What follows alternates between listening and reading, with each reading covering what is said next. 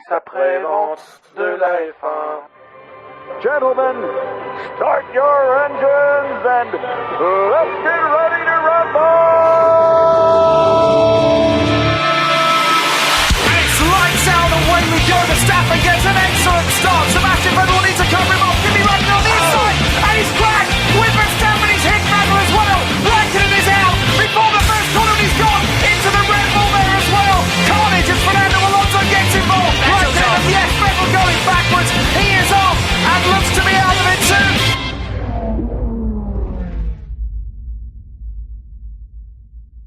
Bonjour à tous et bienvenue pour ce nouveau warm-up du SAV de la F1, une émission qui sera consacrée au début du week-end du Grand Prix du Japon. Je suis Shinji et en ce samedi après-midi, j'ai le plaisir de recevoir Buchor. Bonjour Buchor. Bonjour. Nous recevons Gus Gus. Bonjour Gus Gus. Bonsoir. Et nous avons Dino. Bonjour Dino. Bonjour Shinji, bonjour à tous. Eh merde. Ça va bien? Non. Ah bah oui. Pas On a le bien ça se dans le chauffer. Oui,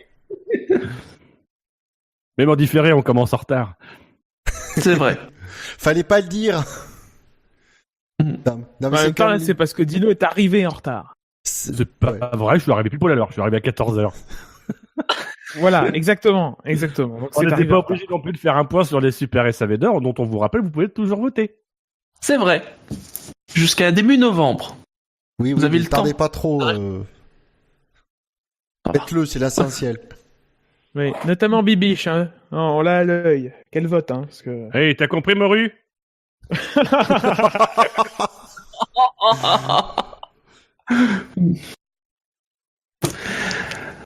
Sinon, pour commencer, parce qu'il y a beaucoup quand même de ferraristes dans cette émission, hein. Une majorité.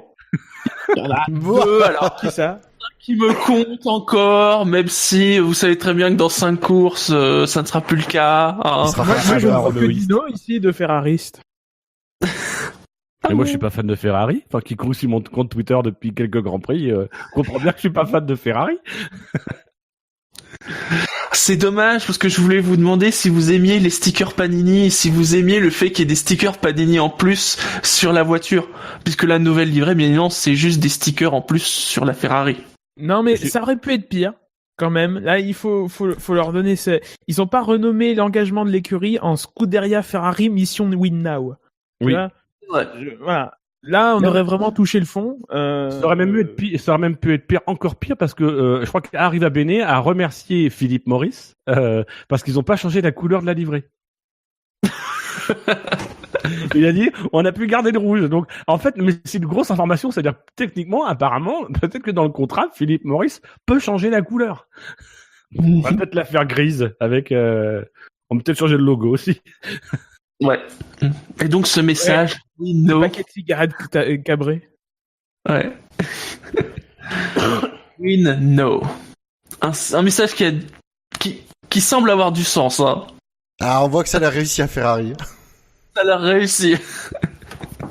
Ils auraient peut-être dû le mettre en 2008. Ça aurait peut-être fait avancer les choses. Oui, ils auraient peut-être dû le mettre à l'envers, qu'on puisse le lire de derrière, tu vois. Oui. Oui. Là, tu peux le lire que dans Parce le que- rétroviseur. Toutes les lettres sont réversibles. Ça fait Monim Noisiu. Voilà. Donc évidemment, c'est comme le nom de Shinji décalé de cette lettre, hein, comme il y a 2 semaines. Oui, c'est vrai. Derrière. Voilà, On ça voit- cache quelque chose. Non, mais Ça faut cache t'acheter- quelque chose. Gus, faut t'acheter une vie sociale, sans déconner. Écoutez, C'est parce qu'il est complotiste, donc c'est pour ça, tout ce qui est numérologie, lettres à l'envers. Ah oui, tout, c'est ah son- oui, tout s'explique, on ne nous dit pas tout. Et puis en D'ailleurs, plus, je veux pas dire, mais il y a a priori, c'est la 42e émission de l'année. comme celle qui a toutes les encore une réponses. fois, voilà. Évidemment. Messieurs, évoquons les essais libres de ce week-end. Un week-end du Japon qui, en effet, a été peut-être un petit peu plus humide qu'on l'imaginait, mais pas trop.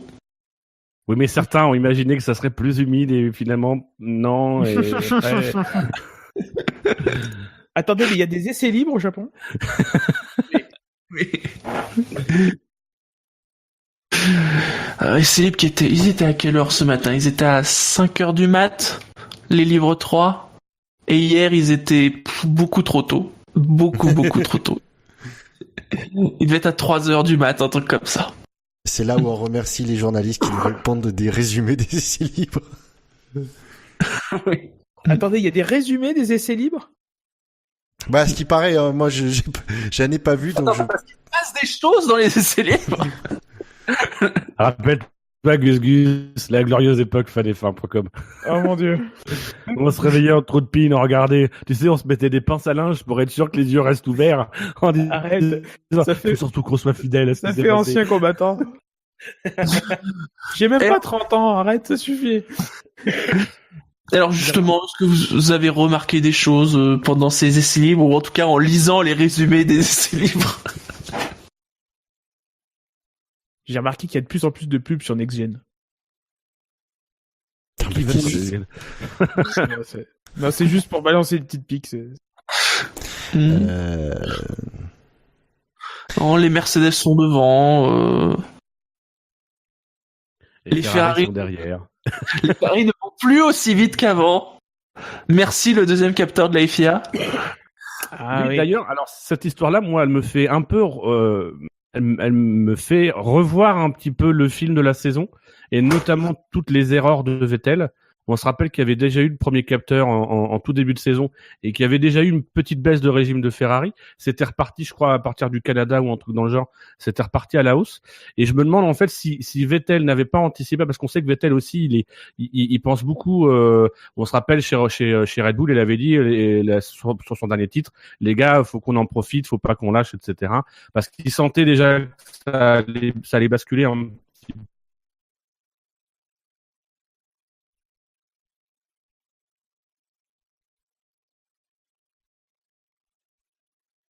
Et les approximations en disant qu'à un moment donné... Là, je crois que là, Nandino, c'est plus possible, ta connexion. Ouais, C'est dommage, ça partait bien. Ah, merde. Tu l'as changé ton micro, en fait? Et tout, mais Non, mon micro n'est pas changé. Bon, mais tu vois, c'est pas le PC. Allez, je fais étape après étape. Le mec, il est électro-hypersensible, mais pour les autres appareils, en fait. C'est les appareils électriques qui... Non, mais pour résumer, je pense que Vettel a un petit peu anticipé peut-être ce deuxième capteur et le fait qu'à un moment donné, l'astuce trouvée par Ferrari serait bridée. Peut-être on a fait un petit peu trop durant l'été à cause de ça. Ouais. Parce que clairement, il y a une évolution dans la performance. C'est sûr que cette histoire vous fait réécrire tout le déroulé de la saison. Alors apparemment, d'après les infos, donc quand ils ont mis le deuxième moteur 2 courses après, donc ça doit nous donner ils ont mis le moteur au Canada. Donc à partir de l'Autriche, apparemment les données des capteurs ont montré que il y avait plus de puissance au milieu de ligne droite, donc ils pouvaient utiliser plus d'énergie électrique que les autres. Et inversement, depuis Singapour, l'inverse. Donc ce serait revenu puisque la FIA aurait dit bon, monsieur Ferrari, vous ne faites pas ne respectez pas les règlements tels que nous on l'entend.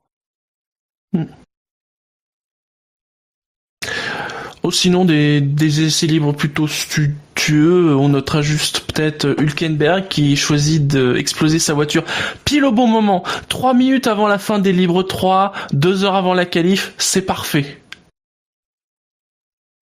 Bah, ça lui donne une bonne excuse pour pas être performant avec une Renault. Oui. Contrairement à Sainz. Non, je vois que ça ne vous inspire pas tellement, et en même temps, il n'était pas très inspirant ces essais libres. Oui, bah après, c'est un circuit à l'ancienne, et du coup, quand tu fais une erreur, tu la payes cash. Tu l'as. Mais Il y a Alonso qui est sorti et qui l'a pas payé cash. c'est vrai. Oui, non, c'est vrai. Oui, mais c'était sa plus belle sortie de sa carrière. Il est vrai, mais elle arrive, la plus belle sortie de sa carrière, elle arrive après Abu putain. Dhabi. Vivement. Ouais. Non, mais par contre, ces essais libres, ils ont été l'occasion de découvrir quelque chose qu'on ne soupçonnait pas. C'était la vraie passion des Japonais pour la F1. C'était leur côté à faire des cadeaux, le côté très gentil qu'ils ont, etc. Et c'était vraiment une découverte. Et moi, j'ai beaucoup aimé ça dans les essais libres. C'est découvrir cette partie insoupçonnée du public japonais que je n'avais jamais vue. Voilà, et je suis vraiment étonné. Oui, mais Lewis il dira que c'est le public le mieux de l'année. Oui. Comme la fameuse boutique qu'on n'avait jamais vue. La fameuse boutique de goodies. Ouais. Oui. Jamais vu. Mais... Lewis, il dira ça, mais en passant très vite en trottinette. Très très vite. À côté de Vettel à pied. Maintenant, Lewis. En même temps, je me moque de la boutique, mais je pense que je rêverais d'y être. Vu tous les trucs qu'il y a. Les trucs de fou qu'il y a. Allez, dans ce cas-là, ne tardons pas et passons aux qualifications. Ont été éliminés de Q1 Marcus Ericsson, Stoffel Van Dorn, Fernando Alonso, Sergei Sirotkin et Nico Hülkenberg.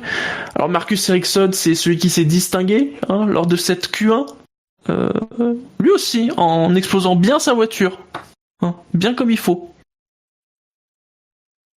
Bah oui, c'est un habitué, mine de rien. C'est pas la première fois, je pense que c'est plus que la deuxième qu'il explose une monoplace au Japon.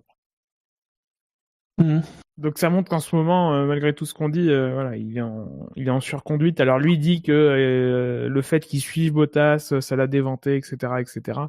Bon, il n'en reste pas moins que dans ce virage-là, ce qui est quand même un virage à fond. Ce qu'il dit au micro est un peu plus. Moi, j'ai justement bien aimé ce qu'il a dit en interview. Il a dit voilà, il y a une voiture devant, je suis un peu gêné, mais de toute façon, j'arrive trop vite. Et voilà, il reconnaissait un peu je pense qu'il reconnaissait son erreur, en tout cas à chaud. Peut-être qu'après ça s'est lissé, mais en tout cas à chaud, il avait l'air plutôt de dire que la voiture l'avait pas vraiment gêné et que c'est lui qui en avait trop fait. Oui. Il a bien refroidi depuis.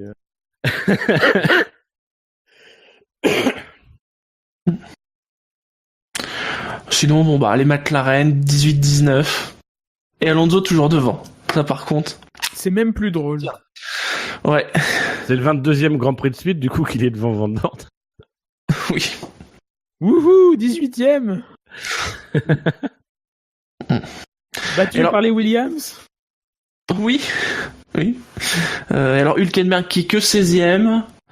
Alors bon, on peut se dire que la voiture, elle a été préparée jusqu'à la toute fin, mais est-ce qu'il aurait fait beaucoup mieux avec cette Renault, de toute façon? Sainz, c'est pas très loin devant, je pense. Donc, je pense que c'est juste parce qu'il a été un peu plus prudent et les circonstances sont quand même. Enfin, les qualifications étaient quand même assez incertaines sur certains aspects. Donc bon. Tu penses que sans le crash avec la voiture normale, il passait au moins en Q2? Oui, parce que la voiture est mieux préparée. Je pense que ça, mine de rien, ça joue quand même. C'est-à-dire que quand il arrive en Q1, il a quand même le crash qu'il a eu, donc il fait un peu plus attention, d'autant plus que les conditions de piste sont pas optimales. Quelque chose à rajouter sur la Q1? Non. Non mais McLaren quand même derrière une Williams, ça fait mal ça. D'ailleurs, pour finir sur McLaren, vous avez vu ce tweet de Toro Rosso quand ils sont passés en Q3? Je veux pas non plus déflorer la suite, mais now we can fight in Q3, in Q3. Voilà. On n'a pas oublié. En Q2 ne se sont pas qualifiés Daniel Ricciardo, Lance Stroll, Carlos Sainz, Kevin Magnussen et Charles Leclerc. Non, c'est Daniel Ricciardo. Moi, j'aurais cru que ça ressemblait plus à un fuck, mais c'est pas grave. Non, il annonçait faute. Il voyait un match de tennis par terre. Oui, un Ricciardo qu'on n'a pas trop l'habitude, j'allais dire de voir, mais plutôt d'entendre faire ça. Il a même pas fait de temps en Q2. Ou alors c'était Wada.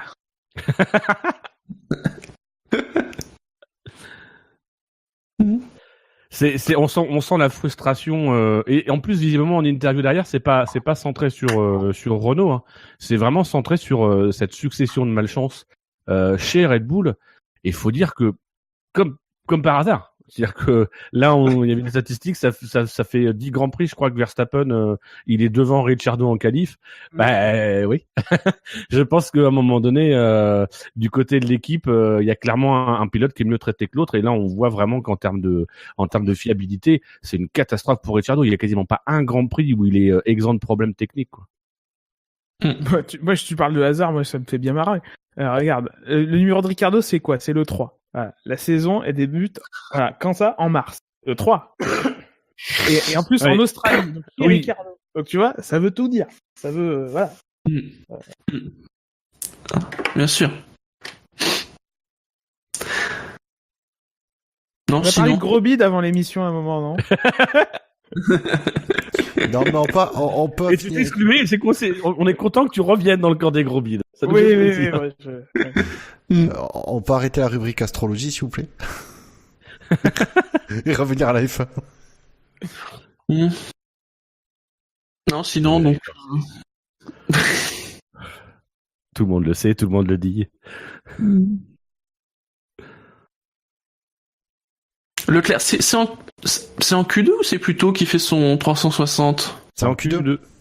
En Q2, c'est ça. Comme en Allemagne. Oui.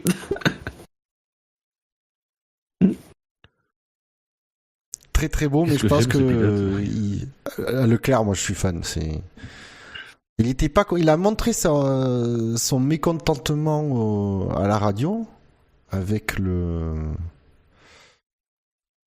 C'est quoi déjà le problème? Ah oui, la météo. La météo qui, du coup, ils sont sortis plus tard. Il était pas content qu'on l'ait pas prévenu qu'il allait pleuvoir. Charles, sache que ton écurie n'a rien fait de mal. Il te prépare. Au fait, potentiellement, l'année prochaine, on ne saura jamais le niveau de la météo, quoi faire. Et niveau stratégie non plus. Profite des stratégistes de Sauber. Ouais. C'est pas où ils sont. D'ailleurs, si tu peux les prendre avec toi chez Ferrari, j'en connais 2 ici qui seront très contents. Viens avec, ça me dérange. T'as plus de chances de gagner en ce moment, donc dépêche-toi quand même. Mission win now, hein, pas mission win l'année prochaine. Hein. Oui. Donc oui, une Q2 qui a été perturbée par la pluie, qui a été intermittente, puis de plus en plus, forte, mais encore ça allait. Où Bottas a fait le meilleur temps devant Hamilton et Vettel. Les Mercedes devant. D'ailleurs en Q1 c'était Hamilton aussi qui a fait le meilleur temps devant Vettel. Les Mercedes devant avec les pneus moins tendres que ceux des Ferrari. C'est quand même une sacrée claque. Plus vite. Ça fait très mal. J'ai du mal à m'asseoir moi depuis ce matin. Dans le genre Mercedes qui en met une grosse sur la tronche de Ferrari, celle-là elle était pas mal. Tu sais que tu viens de dire ça, c'est très visuel. C'était déjà visuel avec Gus, mais là, c'est très visuel. Mercedes comme une grosse sur la tronche de Ferrari, je vois des choses. Toi, t'es trop influencé par Scani, c'est pas possible. Tout à fait. Rien d'autre à rajouter sur la Q2? Non, sauf qu'on a les 3 Français qui passent en Q3, c'est bien. J'ai trouvé le temps entre Q2 et Q3 très long. Oui. Et j'ai l'impression Oui, moi aussi j'ai l'impression que la pause était un poil plus longue que d'habitude. Alors il faut savoir que c'est à cause de Loïc Duval. Qui doit répondre à ses fans entre chaque Qui s'inspire des monologues de Dino et c'est pour ça que c'est long. Et donc, la Q3 a commencé, il pleuvait, mais en même temps, il faisait quand même assez chaud, ce qui fait que la pluie était là, mais pas complètement. Et donc, surtout, on pouvait continuer à rouler en pneus slick. Sauf que, tel un village gaulois, vous voyez, vous avez la Gaule qui est occupée, qui met des pneus. Je t'en prie. Visiblement, oui, on a la Gaule qui est occupée. Merci, Gilles. Encore visuel. Et on a un petit village qui s'est dit, tiens, si on sortait en pneus intermédiaires. Oui, mais ils se sont trompés. Ils ont regardé la météo de Maranello et en ce moment, il y avait de l'orage. Et Ouais, Aston Event. Alors, tu m'excuseras, Shinji, mais ta comparaison est foireuse parce que si tu veux, ils ont pas sorti la potion magique, en fait, Ferrari. Loin de là. Alors, ils ont sorti la potion merdique plutôt. Oui, mais ça fait un moment qu'il la prépare. Donc un choix. Alors, on a vu que les discours n'étaient pas complètement alignés chez Ferrari, puisque du côté de chez Vettel, il a dit oui, bon bah c'est des choses qui arrivent. Voilà, stratégie. Surtout chez Ferrari. Raikkonen, bien sûr, il a rien dit. Et par contre, arrive à Bene, il a dit mais c'est quoi cette merde? D'ailleurs, visiblement, vu comment il a réagi, arrive à Bene, c'est pas lui qui décide. Enfin, il a pas un pouvoir. Il a pas l'air d'avoir un pouvoir de décision sur le choix de pneus. Mais il a des pouvoirs, arrive à BD. Ou alors il est très hypocrite. Il a fait de la merde et il essaie de se dédouaner. Moi, je croyais que c'était le directeur commercial. Non mais c'est un vrai problème de fond. Moi je trouve que cette saison ressemble beaucoup à la saison dernière et je redis ce que j'ai dit à un moment donné la saison dernière. Cette dissonance de discours entre Vettel et Arrivé Bene, pour moi, pose un vrai problème.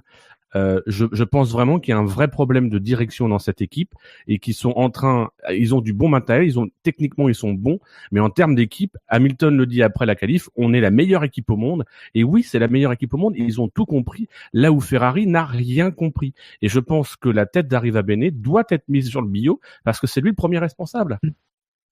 Bon, il verra peut-être à la Juve de toute façon donc. Le classement donc dans cette Q3 où par contre il a vraiment intensifié et les temps vraiment ont été faits sur le premier run, voilà, c'est le mot que je cherchais, le premier run. On trouve à la 10e place Sergio Perez, Sébastien Vettel qui se retrouve coincé à la 9e, en tout cas au 9e temps. Non mais il part du côté propre. Ah bah non, merde, il y a une pénalité pour Ocon. Merde, il va partir du côté sale en plus. Voilà. Non mais si surtout, excuse-moi, juste revenir, c'est que Vettel il se retrouve 9e parce que Perez a fait une grosse boulette et il a fait un temps en 1.37 et Vettel en 1.32. Ouais. Donc si Perez était pas foiré, Vettel partait 10e. Après Vettel foiré. Vettel en 2015 avec ce chrono, il fait la pole. Oui, en 2015. Oui.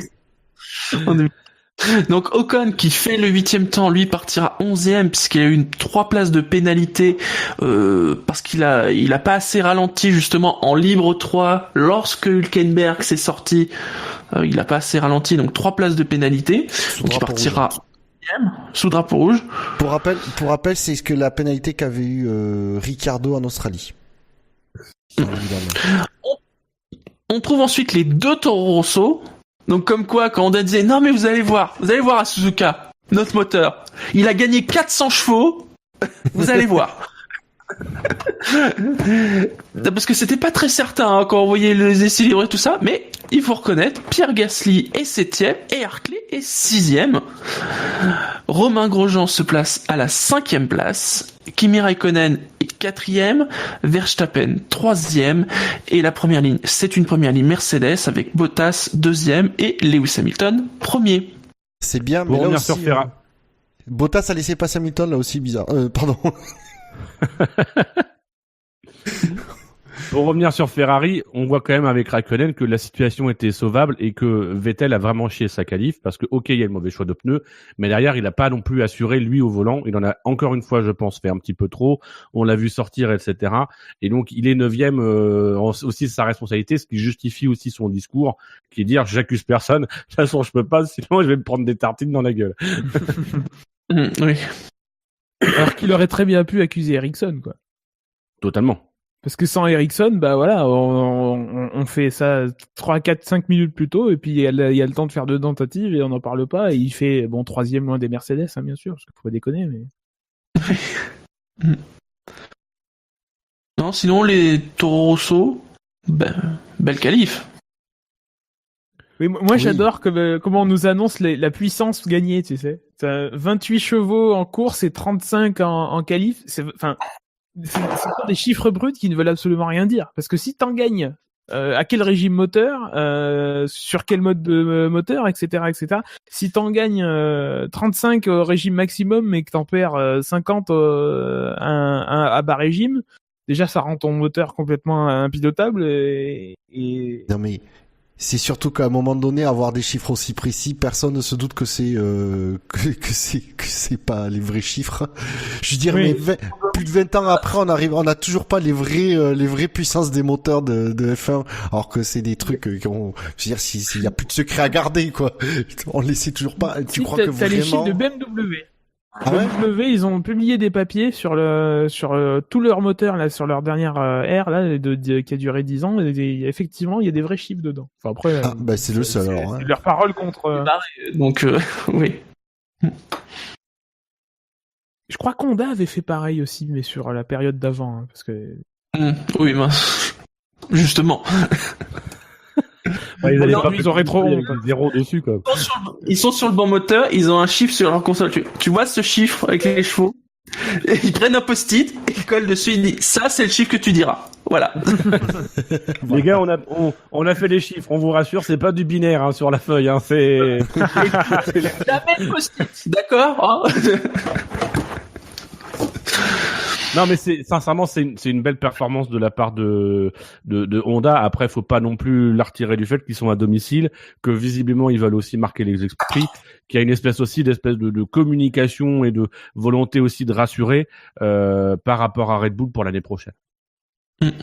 Les Japonais sont très domicile. Je me souviens de Ralf Schumacher qui avait fait une première ligne en 2005 ou en 2006 avec la Toyota, alors que c'était à l'époque où on pouvait mettre peut-être 2005, c'est à l'époque où on faisait l'essence avec les qualifs avec l'essence du premier relais, donc ils étaient à vide, quoi. Enfin, c'était Ah, il faut pas perdre la face, hein. très bizarre, oui. C'est très japonais. Bah après, on peut pas leur en vouloir de vouloir briller à domicile devant leur public, c'est quand même légitime. Hein. Oui, ça serait bien qu'ils marquent des points chez eux. Parce que vraiment, je l'ai mis dans Pour faire chier Alonso, ça serait beau. je l'ai mis, Ah oui, j'ai mis rien pour ça. dans la preview, Honda n'a pas marqué de points au Japon depuis 2006. Alors, il y a eu une pause entre les deux, mais ça fait depuis 2006 qu'ils ont pas marqué de points au Japon. On peut considérer qu'ils sont en pause jusqu'en 2017. Mais Braun, ils avaient marqué des points au Japon, c'était un peu Un peu, oui, c'est vrai. Bah, c'était complètement une Honda en fait rebadgée. oui, avec un moteur Mercedes. Oui. Non, c'était un moteur Honda, mais évolué, enfin avec les. Mais le Mercedes. Honda d'Allemagne. Sachant que, bon, apparemment, on attend une course plutôt sèche. Est-ce qu'on va se faire chier demain matin? Ouais. Donc c'est double dose de café. C'est pour l'horaire et l'ennui. Voilà. Mais Non, surtout qu'ils ont bien mis à 7h10 et pas 8h10. T'as enculé, va.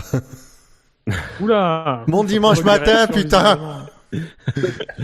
Tu sais, le dimanche matin, que ce soit 7h10 ou 8h10, c'est mort quand même. Hein. Ah non, une heure, ça fait tout. C'est quand même appréciable 8h10. Vettel, d'après vous, il remonte jusqu'à quelle place? La 4e? Le 14e. Non, parce que Je la sais même 4e, pas. oui, si, parce que Raikkonen le laissera passer, puisque Il est derrière Raikkonen sera Raikkonen. 4e. Je suis pas sûr. C'est certain. Ah, je pense. Je suis pas sûr parce que ils savent très bien que le titre est mort et que aujourd'hui, en termes d'image, il vaut mieux que eux n'utilisent pas de consignes et qu'ils laissent les consignes à Mercedes en disant nous on n'a pas utilisé de consignes. Par contre, Mercedes utilise des consignes et en termes de com, sincèrement ils ont plus rien à perdre, c'est foutu. Donc voilà, je pense qu'il finira 5e et que ils laisseront Raikkonen devant. Sauf si dans le premier tour Raikkonen arrive à prendre la première place et mettre le frein à main qu'il est devant tout le monde. Oui. Ouais.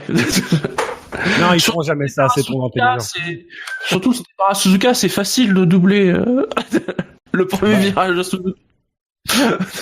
Non mais Alors, c'est c'est en ça jamais je pense que la course sera pas chiante. On a quand même Ricciardo qui part 14-15e, Oui, Vettel c'est qui est vrai. 9e. Donc il y a quand même de quoi animer un peu la course, d'autant que Vettel va partir avec des pneus tendres. Devant ce sera alors il y aura un mix de pneus. Donc ça peut être une course pas inintéressante. Après c'est Suzuka. Oui.